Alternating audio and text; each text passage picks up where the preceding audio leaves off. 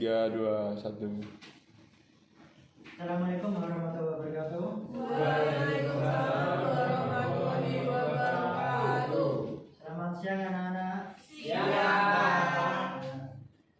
Pada siang hari ini, sebelum mulai pelajaran, marilah kita berdoa terlebih dahulu. Berdoa mulai. Berdoa terus saja.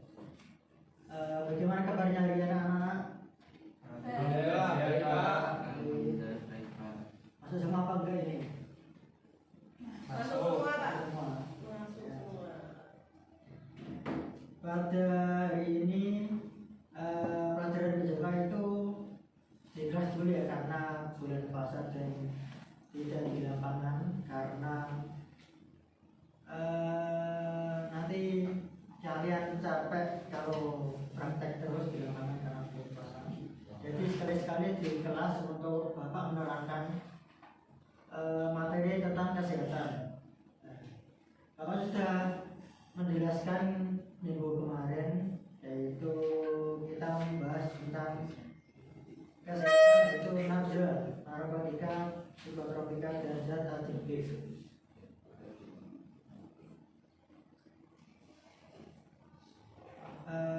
Ada yang sudah membaca kemarin materinya? Sudah. Sekilas kata lagi, Pak.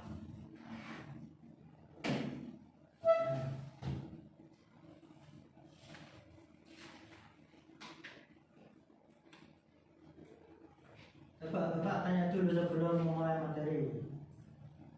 Apa yang kalian ketahui tentang nafsu atau narkotika, psikotropika, dan zat adiktif? Buat Mas Arya, tahu? Tahu Pak, Apa itu nafsu? di nafsu itu garis besarnya adalah zat berbahaya, ya obat-obatan dan lain-lainnya yang sebaiknya tidak dikonsumsi oleh tubuh karena dapat membahayakan organ tubuh seperti itu. Nah, betul. Nafsu itu adalah bahan atau zat yang berbahaya untuk dikonsumsi oleh tubuh secara berlebihan. Nah, terus selanjutnya apa saja yang terdapat, apa saja jenis narkoba? Mas Rudi. Jenis narkoba ada sabu, Pak. Ya, ada sabu-sabu. Terus ada ganja, Ada ganja. rokok, Ya, rokok, kokain. alkohol. Nah, yang disebutkan oleh Mas Rudi tadi benar semua. Ya, terus selanjutnya. Nah, ini adalah pengertian tentang nafza. Nafza adalah singkatan dari narkotika, psikotropika, dan zat adiktif lainnya. Untuk poin utama adalah zat ini mempengaruhi sistem saraf pusat, menurunkan kesadaran dan menyebabkan ketergantungan fisik maupun psikisnya. Berarti nafza atau narkoba itu paling berpengaruh kepada otak. Nah, dari otak terus menyebar ke fisik dan psikis dia yang menggunakan narkoba. Terus selanjutnya, jenis nafsu itu yang pertama ada narkotika. Narkotika itu berasal dari tanaman atau zat sintetis yang menurunkan kesadaran dan menghilangkan rasa nyeri. Yaitu ada ganja, morfin, dan heroin. Terus yang kedua itu psikotropika, yaitu zat yang mempengaruhi aktivitas mental dan perilaku. Contoh ada ekstasi, sabu-sabu, obat dan obat penenang tertentu. Dan ketika ada zat adiktif lainnya, yaitu zat selain narkotika dan psikotropika yang menyebabkan ketergantungan, yaitu merokok, alkohol, lem, dan inhalansia. Dari semua jenis nafsu ini ada beberapa golongan.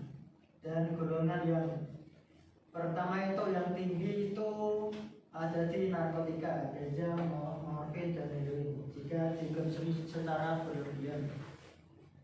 Dan yang kedua itu psikotropika, ekstasi, sabu-sabu, dan obat penenang tertentu. Itu bisa menyebabkan ketergantungan, halusinasi, dan kerusakan pada otak dan tubuh jika dikonsumsi oleh secara berlebihan. Dan yang ketiga adalah zat adiktif.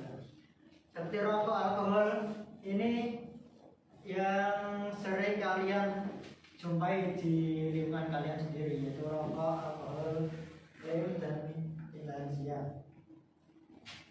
Jika kalian menghirup asap rokok atau meminum alkohol atau menghirup lem, bensin, dan lain-lain itu, kalau secara berlebihan pasti akan menyebabkan halusinasi atau fly. Terus selanjutnya dampak nafsu terhadap fisik. Penyalahgunaan nafsu dapat menyebabkan kerusakan otak, hati, jantung, dan paru-paru. Yang kedua, penurunan daya tahan tubuh, gangguan pertumbuhan dan perkembangan, dan resiko akibat overdosis. Nah, fisik itu dampak nafsu terhadap fisik itu ada pada otak dulu. Menyerang otak, terus hati, jantung, paru-paru, terus menyebar ke seluruh tubuh. Jadi menyebabkan kerusakan semakin lama dikonsumsi semakin berlebihan dan semakin rusak tubuh penggunanya. Terus yang kedua adalah dampak psikis, yaitu ketergantungan atau adiksi. Yang kedua, gangguan konsentrasi dan ingatan, depresi dan kecemasan, serta halusinasi dan gangguan kepribadian. Untuk dampak psikis ini bisa mempengaruhi mental yang menggunakan narkotika, bisa depresi atau kecemasan yang akut atau mengalami anxiety secara berlebihan dan tinggi, gangguan konsentrasi dan ingatan, bisa mungkin ingatannya pendek atau tidak bisa fokus dalam satu hal, serta halusinasi dan gangguan kepribadian. Terus yang ketiga itu dampak sosial, prestasi belajar menurun, terus konflik keluarga, putus sekolah, tidak kriminal dan masalah hukum, dan ditujukan dari lingkungan sosial. Dari prestasi belajar menurun jika pelajar mengkonsumsi narkoba itu dijamin 100% akan tidak fokus pada sekolahnya. Prestasi belajar menurun, tidak hanya sekolah, tidak hanya untuk berangkat, dan pikirannya pasti akan menuju ke mengkonsumsi narkoba terus-menerus. Terus konflik keluarga, putus sekolah, dan tidak kriminal dan masalah hukum. Nah, itu adalah dampak sosial bagi pengguna narkoba dan psikotropika. Terus penyebab remaja terjerumus itu apa aja? Nah, yang pertama itu pasti rasa ingin tahu dan cepat tebar. Ketika remaja itu mempunyai rasa ingin tahu dan rasa penasaran yang tinggi. Nah, pengen nyoba iki rasanya kepiye. Nah, jadi awalnya coba-coba kok malah ketagihan. Nah, itu berawal dari lingkaran setan yang dia masuki. Terus ada tekanan teman sebaya. Tekanan teman sebaya itu biasanya ajakan dari teman-teman yang biasa untuk mengonsumsi narkoba atau rokok atau alkohol. Biasanya diajak, ayo minum. Terus yang ketiga, kurangnya pengawasan orang tua. Orang tua juga berperan penting untuk mengawasi anaknya, pergaulan anaknya, dan sosial terhadap lingkungan sekitar keluarganya. Terus yang keempat ada masalah keluarga dan emosi. Mungkin ini masalah keluarga kan biasanya anak-anak pelarian untuk melakukan hal-hal yang bisa menenangkan atau bisa mereda pergaulan yang tidak sehat. Pergaulan yang tidak sehat biasanya diajak oleh satu teman ke teman lainnya, itu bisa terjerumus ke dalam narkoba. Terus upaya penjagaan nafsa, yang pertama adalah meningkatkan pengetahuan dan kesadaran. Nah, jika ada seseorang mengetahui apa dampak negatif dari narkoba itu sendiri dan kesadaran apa sifat jelek dan buruknya narkoba, pasti akan mengerti dan menjauhi narkoba itu sendiri. Nah, yang kedua adalah memilih pergaulan yang sehat. Nah, ini termasuk yang penting, pergaulan yang sehat, karena pergaulan yang sehat itu bisa menimbulkan positive vibes antara kalian dengan lingkungan sosial kalian sendiri. Terus yang ketiga ada mengisi waktu dengan kegiatan positif.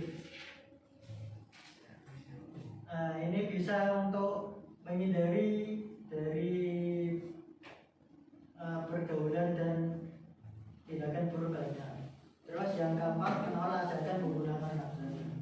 Itu tadi sepakat dari pergaulan yang sehat ya, menolak ajakan dari penggunaan nafsu yang buruk. Terus yang terakhir, mendekatkan diri kepada nilai agama dan moral. Semakin dekat kalian dengan Tuhan, semakin kalian menjauhi keburukan. Semarang Pak. Nah, terus peran remaja dalam pencegahan.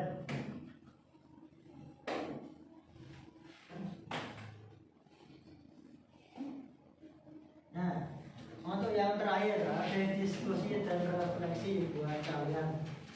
Coba kalian baca mengapa remaja rentan terhadap nafsu dan bagaimana cara menolak ajakan teman tanpa merusak pertemanan.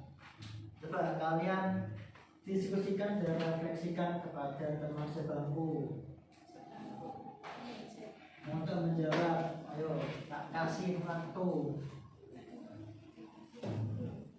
3 menit. Ayo yang sudah nanti bisa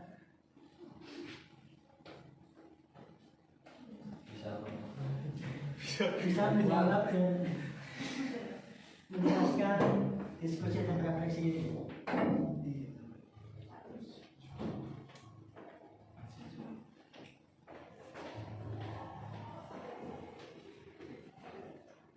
Untuk Mas Sultan bisa menjawab.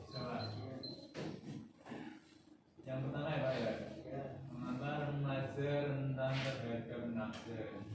Karena remaja itu sifatnya masih labil ya Pak ya, rasa ingin tahunya tinggi, jadi setiap ada ajaran apa dari agama itu pasti melakukan, karena ya ingin kelihatan gaul, ingin kelihatan punya teman, makanya mudah sekali terjerumus pada nafsu ini Pak. Terus yang kedua, bagaimana cara menolak ajakan teman tanpa merusak pertemanan. Menanyakan kembali dulu Pak, tujuan mengajak itu kemana, ada maksud apa, dan ingin melakukan apa. Jika memang ada kecenderungan mengarah ke nafsu atau hal negatif, kita langsung tolak aja Pak. Ya, mikir resikonya seperti itu Pak. nah, betul. Apa yang dijawab oleh Mas Sultan itu betul. Mengapa remaja rentan terhadap nafsu? Karena remaja itu keingintahuannya masih tinggi dan rasa penasaran, ingin coba-coba masih tinggi.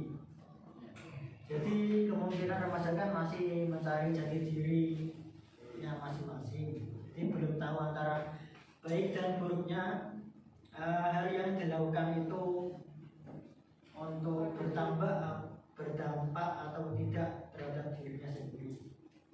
Terus jawaban Mas Sultan tadi, bagaimana cara menolak ajakan teman tanpa merusak pertemanan. Yang pertama itu pastinya untuk menanyakan apa ajakannya dulu. Menanyakan apa ajakannya, terus jika ajakannya itu merujuk dan mencondongkan ke hal yang negatif atau hal yang buruk, ya, harus ditolak. Ya, karena teman dan juga cuman dia tok, teman pasti ada banyak. Kalau bisa teman yang menjerumuskan ke hal yang negatif dan buruk bisa mungkin ditinggalkan dan cari teman yang bisa mendukung entah itu hobi, cita-cita atau harapan kalian.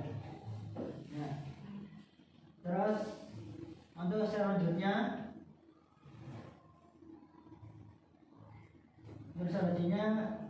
harusnya ada game ya.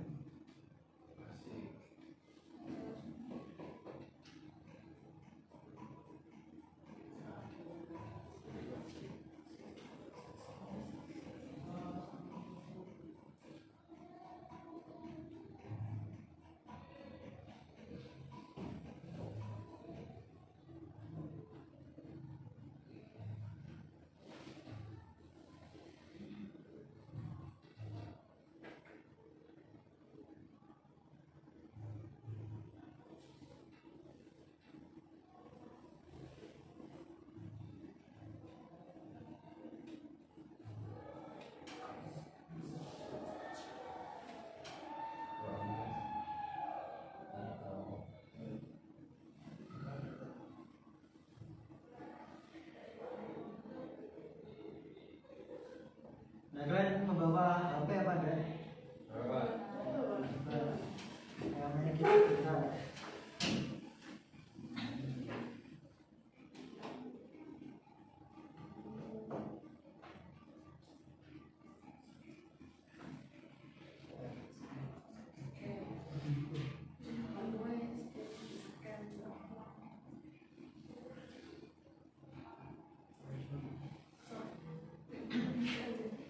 Nah, kalian bisa menulis nickname kalian.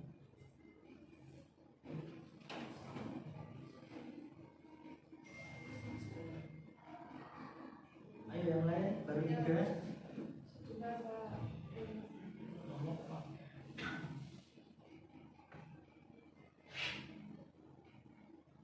Kalau nggak bisa scan QR, bisa di web kabut.id.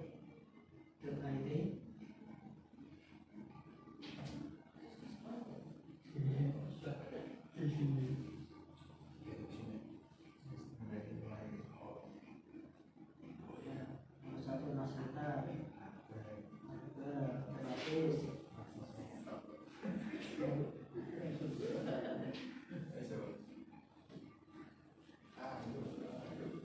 Dan 10 menit belum ada.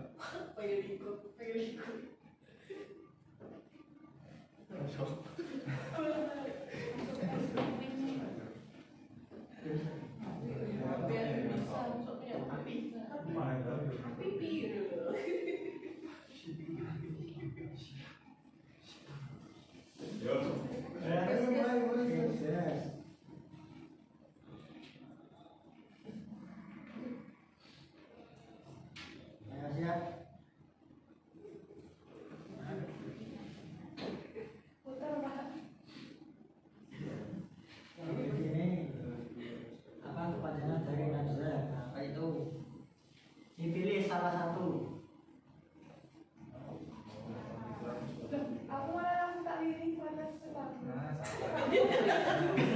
Kan ada pilihannya ini yang benar yang salah.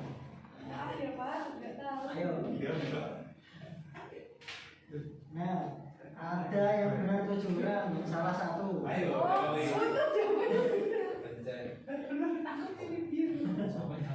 Sama benar, ayo. Ayo. Selanjutnya.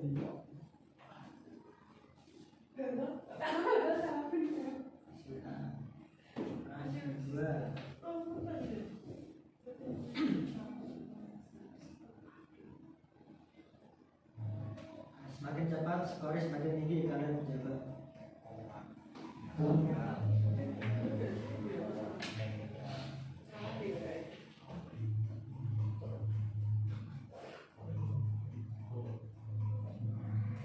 Ya, betul semua.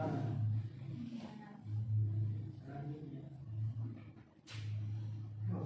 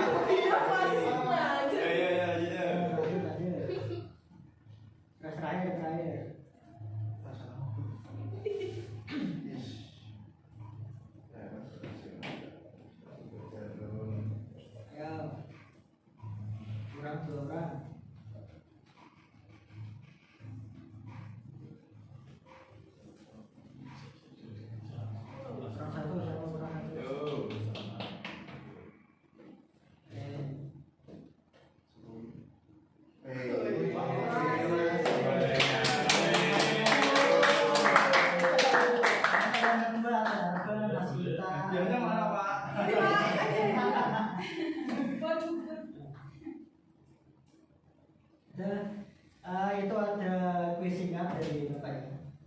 Terus ya karena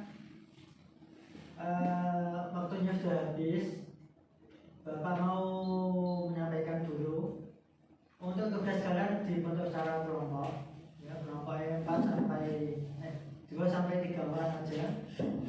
Untuk menganalisis nanti Bapak kasih video buat kalian analisis dulu. Dikerjakan secara kelompok dan dikumpulkan minggu depan ya. Baik, Pak. Sudah, sebelum mengakhiri pembelajaran hari ini berdoa mulai. Kita selesai. Oke, sekian. Wassalamualaikum warahmatullahi wabarakatuh.